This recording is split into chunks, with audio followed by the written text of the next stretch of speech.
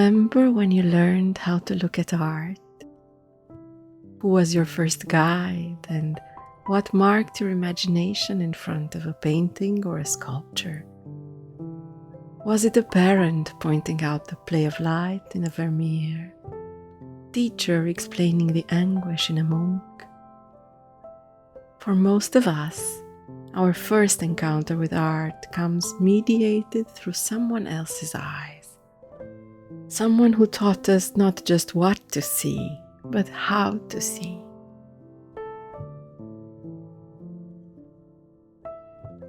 Stefan Hertmans' War and Turpentine is a book about that transmission, about how one generation passes vision, memory, and meaning to the next. But it's also something I didn't expect at all when I picked it up. A meditation on working class Flemish life that somehow achieves a kind of serenity I can't quite account for. The novel, though novel feels like the wrong word for something so rooted in documentary truth, follows Hertmans' grandfather, Urbain Martien, a painter and copyist who survived the trenches of World War I and left behind notebooks filled with memories, sketches, and observations. Hertmans discovers these notebooks after his grandfather's death and uses them to reconstruct a life, a childhood in late 19th century Ghent, marked by poverty and violence, an ill-fated love affair, the unspeakable horrors of the Western Front, and the long, muted decades that followed. These were not easy lives. Urbain's father, Franciscus, a church painter who restored religious frescoes and murals, was a brutal drunk. His mother worked herself to exhaustion.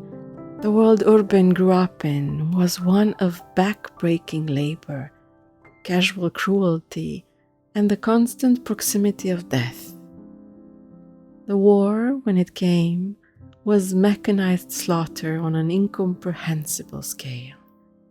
And yet, reading Hertmans' account of all this, I kept feeling something unexpected. Peace. Is it the writing itself? Hertmans' prose has a gentleness to it, a kind of patient attention that refuses sensationalism, even when describing atrocity. He doesn't dramatize, he doesn't inflate, he simply bears witness.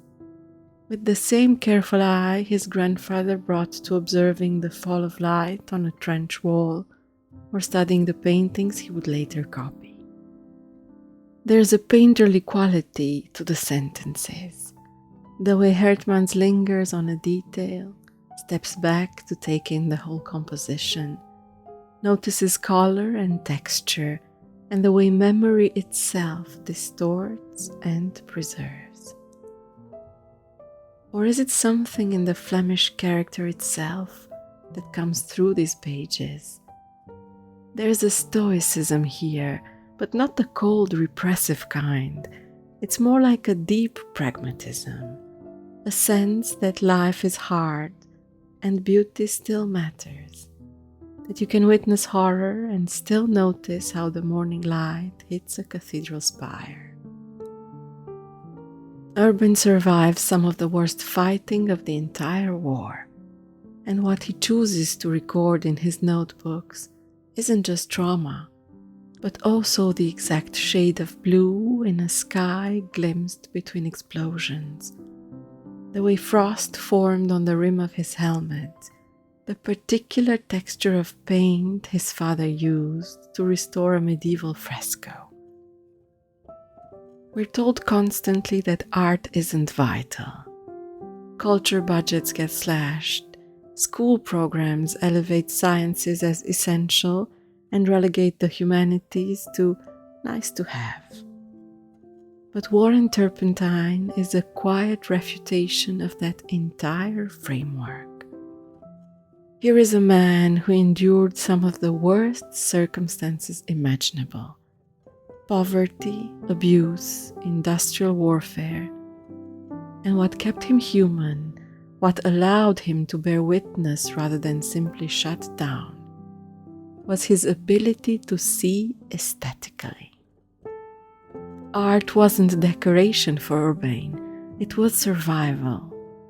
Not in any grand redemptive sense, but in the most fundamental way.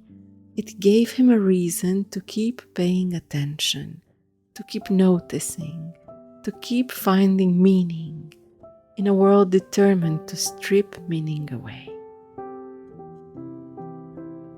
What Hertmans does brilliantly is honor that attention without romanticizing it. This isn't a book that makes poverty noble or suffering redemptive. Instead, it takes seriously the inner life of someone who devoted himself to painting, a meticulous copyist, a man who loved art with quiet intensity, even as practical circumstances shaped his artistic life.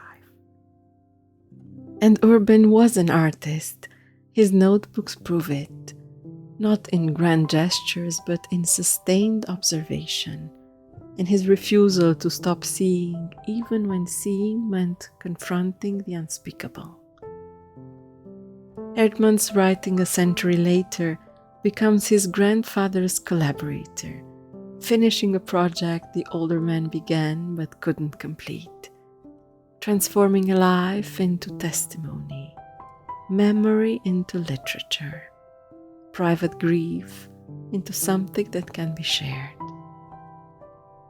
The book becomes what Urbain's notebooks were, an attempt to preserve something fragile and essential, to say, this happened, this mattered, this is what it looked like if you paid attention.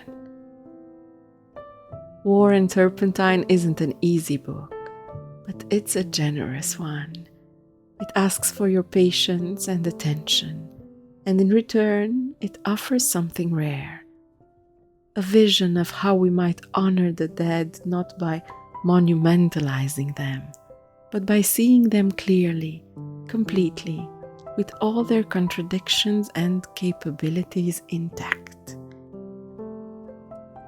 And if you find yourself wondering, as I did, how Hertmans achieved this particular tone of gentle wisdom when describing such ungentle circumstances, well, perhaps that's the mystery at the heart of all good writing, that language itself can become a form of grace, a way of looking that transforms what's looked at. See you tomorrow for day 11 of our Belgian Literary Advent Calendar. Until then.